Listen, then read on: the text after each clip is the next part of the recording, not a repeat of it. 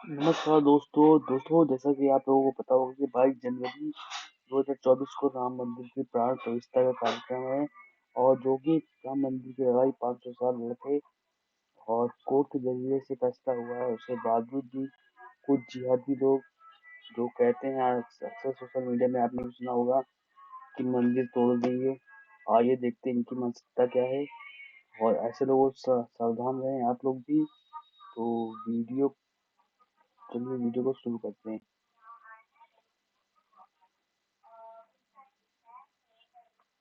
बाबर, तेरी छाती पर चढ़कर भगवा लहराया है। सौगंध राम की खाई थी, आंख उठाकर देख, मंदिर वही बनाया है।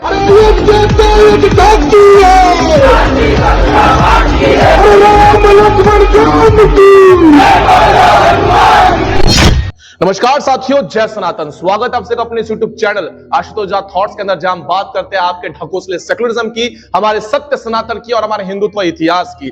आज इस वीडियो के माध्यम से आप लोगों को, यानी कि जिन लोगों को सेकुलरिज्म बहुत प्रिय है, उनकी आंखों की बची कुची पट्टी को निकालने का जो ध्यास है, आज इस वीडियो से पूर्ण हो जाने वाला है। तो आपके जितने भी मित्रगण होंगे, उन्हें लगता है कि मंदिर नहीं बनना चाहिए, उन्हें लगता है कि बाबर की मस्जिद को तोड़कर हमने मंदिर का निर्माण किया है, ऐसे बहुत सारे विचार जिनके मन में आ रहे होंगे। और जो कांग्रेसी जिनके पार्श्व भाग में मिर्ची इतनी सनी हुई है कि वो श्री राम के मंदिर को कभी शौचालय से कंपेयर करते हैं, और आपके भाईजान कहते हैं कि हमारी सरकार आने दो, हम तो ये सब कुछ तोड़ देंगे और फिर से अपनी मस्जिद को बनवा लेंगे। तो आज इस वीडियो के अंदर आपके भाईजान की, आपके जान की, आपके सेकुलरिज्म की, सबकी बत्ती हम यहां पर बुझाने वाले हैं। इस वीडियो को उन लोगों तक अवश्य शेयर करना जो लोग कहते हैं भाई भाई। तो चलिए आज का वीडियो आरंभ करते हैं और देखते अंत तक, क्या सच में हमारा देश सेकुलर है और जिन्हें हम अपना भाई कहते हैं, क्या वो सच में हमारे भाई है या भाई बनकर हमारी जान लेने की फिराक में है। चलिए आज का वीडियो आरंभ करते हैं। मोदी जी बनने चाहिए इस बार प्रधानमंत्री के लिए? नहीं, मोदी जी को उड़ा दिया जाए। तुम्हारा क्या नाम है? मुस्तकीम। बच्चे हैं, बच्चे नहीं है, टाइम बॉम्ब है साले।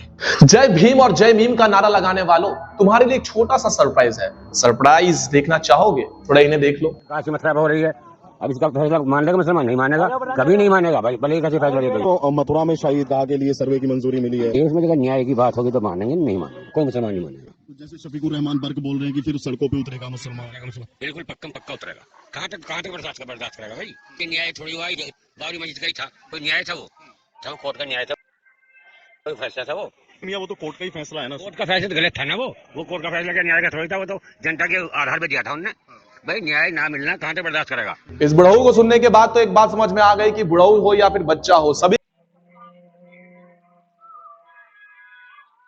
के मन में केवल एक ही विचार है कि कोर्ट ने जो निर्णय लिया है वो निर्णय सरासर गलत है। अब सुप्रीम कोर्ट तो हमारे घर के इशारों पर नहीं नाचता या जनता के आधार पर नहीं चलती, वो तो संवैधानिक पद के अनुसार प्रश्नों के उत्तर देती है और सारे सबूतों के आधार पर चलती है। लेकिन इन्हें ये प्रमाण मान्य नहीं है और इन्हें सुप्रीम कोर्ट भी मान्य नहीं है। अगर आप लोगों को लग रहा होगा कि जय भीम जय भीम करने से आप लोग की जो यारी है, आप लोग को लग रहा हो कि ये हिंदू वाले लोग आपके अगेंस्ट में है और ये मीम वाले जो है आपके अपने भाई है, तो आज से कुछ वर्ष पूर्व मैंने एक छोटा सा वीडियो बनाया था जिसपे मेरा पहला वाक्य था कि संविधान के कुछ बदलाव करने की आवश्यकता आन पड़ी है। अब इस बात को काट कर इन मीम वालों ने और भीम वालों ने एक साथ मुझ पर आक्रमण कर दिया। लगभग मुझे लगता है कि 10 मिलियन 15 मिलियन ऐसे फेसबुक पर व्यूज थे।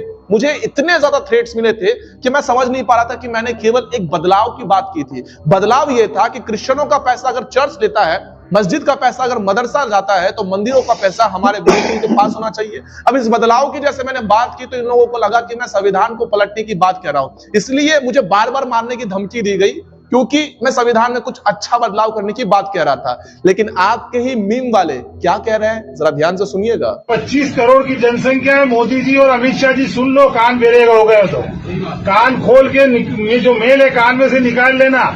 वो 5 लाख थे, अब 5 करोड़ की अब जनसंख्या कुर्बानी देगी, और वो कुर्बानी ऐसी कुर्बानी होगी कि भारत का पूरा संविधान पलट दिया जाएगा जो बाबा भीमराव अंबेडकर ने लिखा था। जब कोई बच्चा बिना बाप के जन्म लेता है, जैसे कि उसे पता नहीं होता कि उसका असली बाप कौन है, तो वो शौचालय में पाया जाता है। और जब वो शौचालय में बड़ा होता है तो जाहिर सी बात है कि उसे शौच खाना पसंद है। अब शौच जितना आनंददायी से वो खाता है तो जाहिर सी बात है कि उसके मुख द्वार से भी शौच ही निकलेगा। तो ऐसे ही शौचालय के कंपैरिजन जो मंदिर से करता है, वो कांग्रेसी नेता हमारे मंदिरों की तुलना शौचालय से कर रहा है।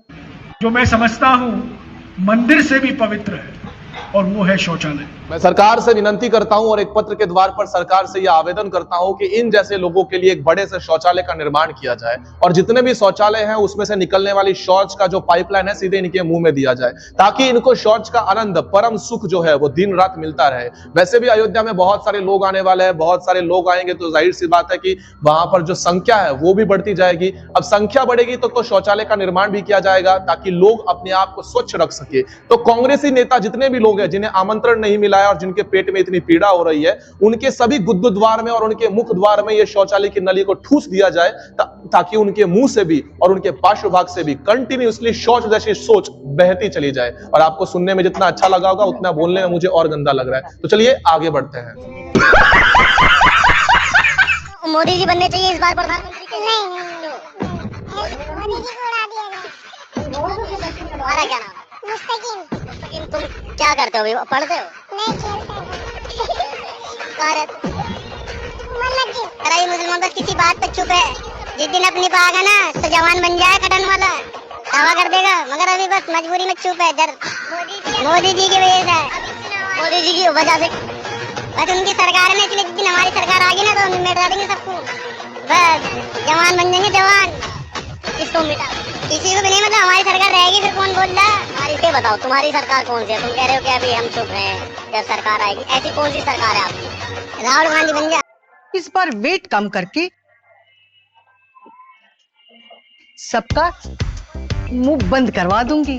किटी पार्टी में तो 10 साल का बच्चा हो या 18 साल का जवान हो या 50 साल का बुढ़ऊ हो, प्रत्येक व्यक्ति की सोच ऐसी ही है। प्रत्येक व्यक्ति के मन में राम मंदिर को लेकर कितनी ज्यादा चिढ़ है आप इनके बातों से अच्छी तरह से समझ सकते हैं। और ये कोई पढ़े पढ़ाए लिखे बच्चे नहीं है, ये मदरसाओं में पढ़ने वाले अज्ञानी वो बच्चे हैं जो आने वाले समय में देश के विरुद्ध जाने से पहले एक तनिक का विचार नहीं करेंगे। और मैंने आप लोगों से पहले भी कहा था कि मुझे नहीं लगता कि बीजेपी पूरी तरह से पॉलिटिकल पार्टी जो है वो हिंदुत्ववादी होगी। वो हिंदुओं को लेकर राजनीति करती है, अच्छी बात है, करनी भी चाहिए। कांग्रेस को किसने रोका है? टीएमसी को किसने रोका है? आरजेडी को किसने रोका है? आप लोग भी करो, आप लोगों को भी अच्छा कहेंगे, सपोर्ट करेंगे। लेकिन ये कह रहा है कि हमारी सरकार आने दो, तब हम दिखाएंगे कि हम क्या कर सकते हैं। और हमारी सरकार मतलब किसकी सरकार?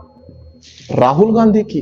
अब राहुल गांधी की सरकार आएगी तो जैसे राम मंदिर के विरोध के लिए वकीलों की फौज खड़ी की थी, राम सेतु को तोड़ने के लिए जैसे विवाद खड़े किए थे, क्या इसी प्रकार से राम मंदिर के अंदर जाने के लिए भी आप लोगों की सरकार आ जाएगी तो हमें जाने पर बंदी लगा दोगे?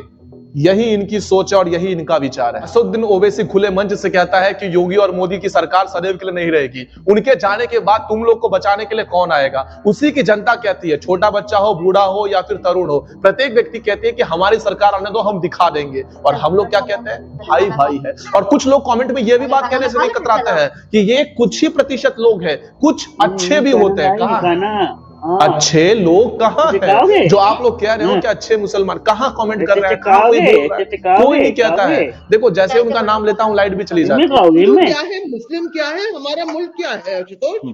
क्या था, क्या हमने सोचा? तो ये पूरा आपके लिए नहीं, ये पूरा ये हमें इतने बकवास में हम सबको फंसाया गया है।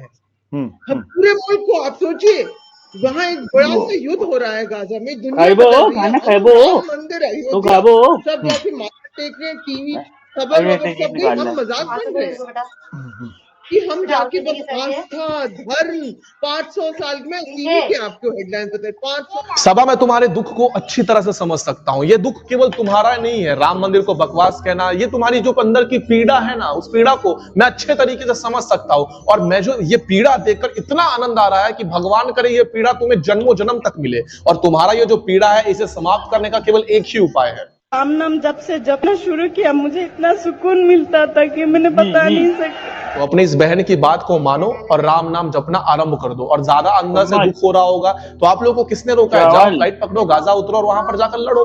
जितना हो सके उतना ज्यादा अपने भाइयों के लिए मरते रहो, हमें क्या लेना देना है। लेकिन एक बात सही है, अगर तुम हमारे राम मंदिर को तोड़ने की बात करते हो तो याद रखना, जितनी तुम बात करते हो उतना हम हिंदुओं को जोड़ने का काम कर रहे हैं। और आज दक्षिण से लेकर उत्तर तक, पूर्व लेकर पश्चिम तक, प्रत्येक व्यक्ति एक नाम से इतना ज्यादा जुड़ गया है कि आप लोगों का धन्यवाद कि आप लोगों ने हमारा विरोध किया और राम ने हमारे सभी हिंदुओं को पुनः एकत्रित एक सूत्र में, एक धागे में और एक नाम में फिर से बांध दिया। और आने वाले समय में यानी कि 22 जनवरी 2024 को हमारे प्रभु श्री रामचंद्र जी अयोध्या में स्थापित हो रहे हैं। तो साथियों, आज के हमारे इस वीडियो के लिए बस इतना ही। आशा करता हूं कि आपको आज का वीडियो समझ में आया होगा, आपकी आंखों से जो पट्टी है वो मिट गई होगी। और जाहिर सी बात है कि अगर आप लोगों ने हमारा चैनल सब्सक्राइब करके रखा होगा तो आपकी आंखों से पट्टी पहले से हट चुकी होगी। तो अब आपका कर्तव्य ये बनता है, और यहां तक अगर आप लोग पहुंचे हो तो एक शेयर आप लोग को अवश्य करना है। और उन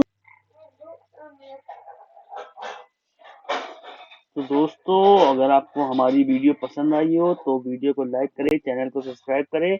और इनके ना करना। हाँ हाँ, इनके भी तो बिल्कुल ना करना। जो है ऐसे हैं वैसे